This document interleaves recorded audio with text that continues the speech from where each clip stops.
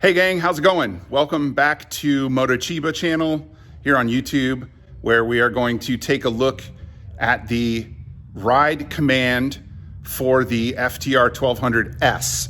It's a little bit different on the FTR 1200. It doesn't have the ride command display, so this doesn't cover that bike. Thanks for coming and checking it out. This is part of the ongoing Visual Owner's Manual series that I've been doing. And I got a couple of requests to show people through the settings on the ride command. So here you go. Enjoy. Start by turning it on. Watch through the boot. You got nothing to do. Warning screen. It'll go away by itself, or you can tap OK. And then you get your gauges. Takes a second for everything to catch up. You get your time. This tells you that the traction control is available but hasn't been engaged. It doesn't engage like the ABS until you get to a certain speed, 3 or 5 miles an hour. You got your fuel available, what gear you're in, the engine temperature, the ambient temperature, trip meter, speedometer, and then your RPM gauge, which is called a tachometer. You change the trip. You have 2 trip meters, 1 and 2, and then your odometer, and you just change it by tapping that button. Standard controls are over here on the left. Horn. Wow, that's pretty weak, isn't it? Turn signal, left to go left, push to cancel, right to turn on the right, push to cancel. If you hold in, it turns on the 4-way flasher. Hold it in again, turns it off. Cruise control is activated by pushing in on the button. You get a mark on your dash that says cruise on. Then you have to be at a speed. You push down to set it. You push up to resume or accelerate. You push down to slow back down, coast they call it. And if you push it again, it turns itself off and then disappears from the dash. Turn on the bright with this switch, trigger switch, push it forward. Right now it was on, so this is normal. If you pull it towards you, it flashes the brights. If you push it forward, the brights will stay on. You can use these 2 buttons to get into the menus on the ride command. The back button will take you back to the last screen you were on, which from the gauges is the main screen of the setup. If you push it again, you're back to your gauges. And from that screen, you can then use the joystick. It's a 4-way to change things and then push to make the selection. It will not scroll past the end of whatever it is you're doing. When you get to the bottom, you have to scroll back up. It does not rotate back around. So those things are then kind of made redundant by the touch screen. So we're gonna go to the touch screen. So if you wanna select one of these things, let's say we're gonna go into settings, then you push forward in on the joystick button, and then you can go straight back to that screen. One more time, you're back to the gauges. Now we're gonna focus on doing these from the actual dash, the ride command itself. To get into the menu screen, you push that button. You can use this to go back to the gauges, down or up. Then they don't do anything else.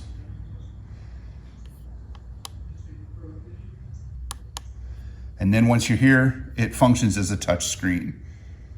If you want to go back to your gauges, you can do that. You can, from this screen, you can select the mode, day or night, or you can set it to auto.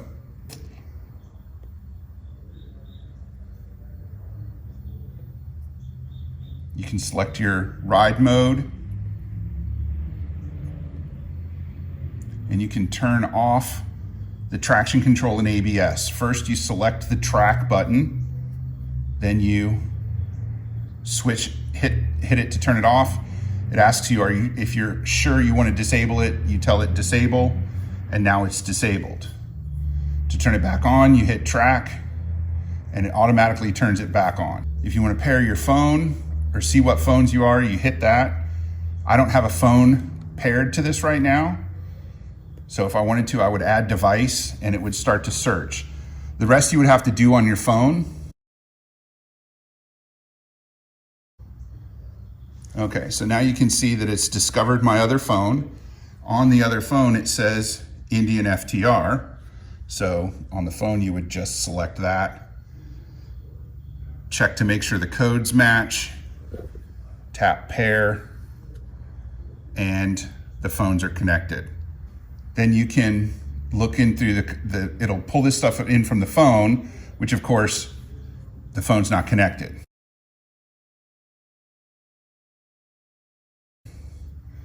You can see the things. It has a gauge here that shows you the phone's connected and how much phone strength there is. Pressing that button will always take you back.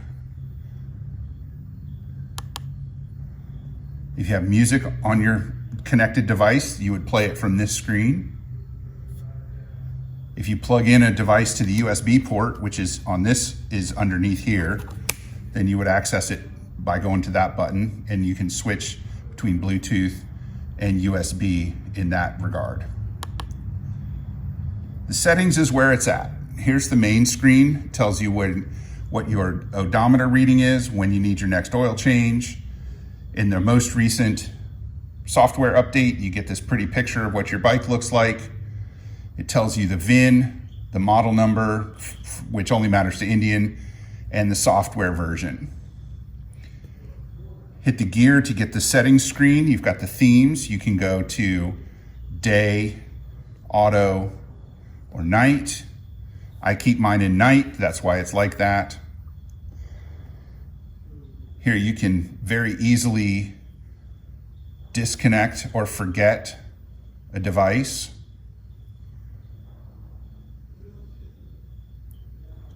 I thought. I guess you have to disconnect first and then forget. Well, who knows how that works. Good game. You can switch your language. The base choices are German, American English, German, American English, Spanish. You can scroll, French, Portuguese, Russian, Danish, etc. There's a bunch of languages. I'm not going to change the language. To change between kilometers and miles per hour, you just select it, it changes instantly, and then hit back. Notice that changing between kilometers and miles does not change your temperature. So if you want to change the temperature, you have to select that separately. And that's the bottom, there's nothing else there. On the clock screen, you can choose to allow the bike to set the time. Just turn that on or off. You can set the time zone, but to set the time zone, you have to have the GPS part turned off. You can see it adds another choice here to set the date. So it gets the date and the time from the GPS if you allow it. You can also turn on or off the 24-hour format. I like to have it on, but if you turn it off, it just goes back to normal time like you people use. Then you have some information on your bike. It will tell you how long you have to go until your next oil change is due. You can reset this at any time by tapping the reset button and then selecting reset, and now you're back to 10, 10, 12, 12. I don't worry about that too much because I know when the next time I'm going to change my oil is. You can also go into the diagnostic mode, and it gives you some messages. And you can see there's 2 messages here. That's because of what I've been doing on this video. It gives you the details feature manually disabled. None, feature manually disabled. And I'm curious if those go away when you turn the bike off. So let's turn the bike off.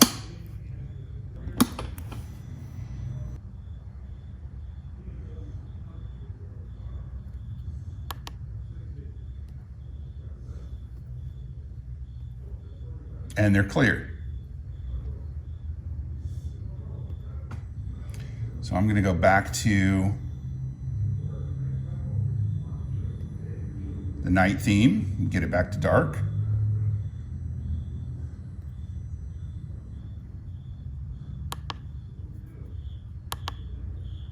So when you're in here pressing that button, changes between whatever the setting you're on, and the up and down take you back to the gauges. And you can also do all of that using the joystick button. Use the back to get into it, and then you can move down, push to select, all those things, push to select. Once again, it won't scroll past the bottom. And here, we've done this on another video, how to update the software, so I'm not going to show you that. System information tells you the firmware version, the serial number, all that other stuff, hardware version. Ooh, there's a legal notice. Let's see what that is. Oh, you got to scroll that manually.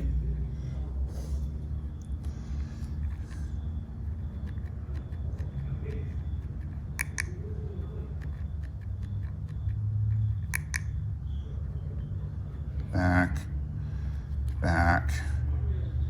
From this screen, the back button takes you to the top where you can scroll through those things again. So when you're on the gauges screen, then the joystick button switches between your two gauge layouts. You get almost all the same information: trip meter, direction or gear you're headed. This is your tachometer around the outside with your speed in the middle, compass, ambient temperature, engine temperature, miles to empty. So you can see all the same information is there. Miles to empty, gear, direction, engine temperature, ambient temperature, tachometer. And here, let's see what that looks like.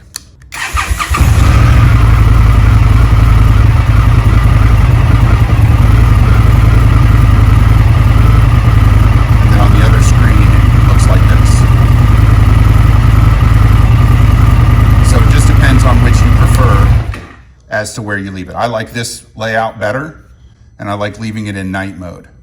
I hope you found that trip through the Ride Command educational, or at least if not educational, entertaining. I appreciate you coming and watching the videos. Please like if you liked it, subscribe, comment, come back, and we'll see you again sometime soon. Take it easy.